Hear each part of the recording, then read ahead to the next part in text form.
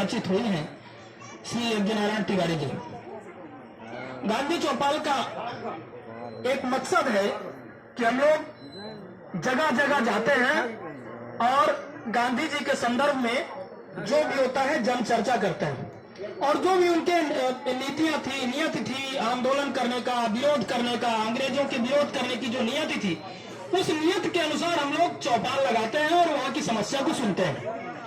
अब विषय ये है कि गांधी जी से बार बार, गांधी जी कहते थे बार बार कि सत्य हिंसा के रास्ते चलना चाहिए। तो एक बार उनसे पूछा गया कि आपकी नजर में सत्य क्या है, तो गांधी जी ने कहा कि मेरी नजर में सत्य वही है जो आपकी अंतरात्मा कहती है, जो आपकी अंतरात्मा कहती है वही सत्य है। तो यहाँ की जनता की ज्यादा से ज्यादा अंतरात्मा ये कह रही है, चीख चीख कर कह रही है कि यहाँ घोटाला हुआ है, यहाँ मजदूरों की मजदूरी मारी गई है, यहाँ लोगों को तड़पाया गया है। एक तरह से ये जो गरीब आदिवासी बैठे हैं, मुझे नहीं लगता कि ये इतने ग्रेजुएट हैं कि जो आप चोरों की चोरी पकड़ सके। और चोरी कौन कराता है? जो संप्रभु होता है। संप्रभु हमारे यहाँ कौन है? ये आपको आपसे विदित है। धोखा आपसे हुआ था।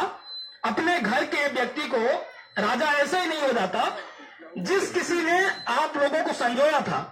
मुझे अच्छे से याद है, आपको भी याद होगा कि अगर आपका नाम बीपीएल में है तो आपके बेटे का भी नाम बीपीएल में होता था, और अगर नहीं होता था तो कोशिश की जाती थी, जुड़ जाता था आसानी से।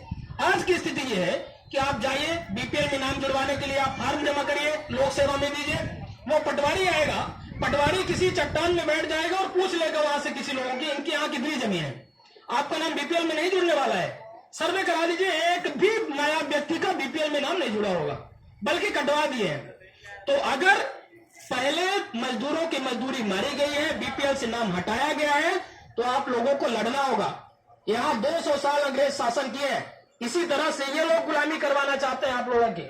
अगर आप लोग लड़ेंगे नहीं, आप लोग रास्ता नहीं रोकेंगे, इनको खदेड़ेंगे नहीं, आपके यहाँ आएंगे तो ये लूटते रहेंगे। आपको ये तय करना है कि आपको लूटना है कि इनसे लड़ना है। और अगर लड़ना है तो जिस किसी व्यक्ति को, तिवारी जी को आपने नेता चुना है, तो सब लोगों को इकट्ठा करते हैं और रास्ता रोकेंगे इनका। ये अगर ये चोर है तो हम इनसे छाती सीना बता के लड़ेंगे, और अगर जब तक नहीं लड़ेंगे तो ऐसा होता रहेगा। हमारे वरिष्ठ नेता जनगण इकट्ठा है, जहां कहीं भी आप लोग कहेंगे हम लोग आएंगे और आप लोगों के हक की लड़ाई लड़ेंगे, ठीक है ना।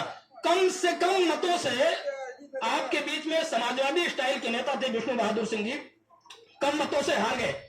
प्रजातंत्र में हार और जीत होती रहती है, लेकिन अगर वो होते तो आपकी लड़ाई फक्कड़ तरीके से लड़ते, हर तरीके से वो लड़ते और हर जगह आपके कंधे से कंधा मिला के चलते।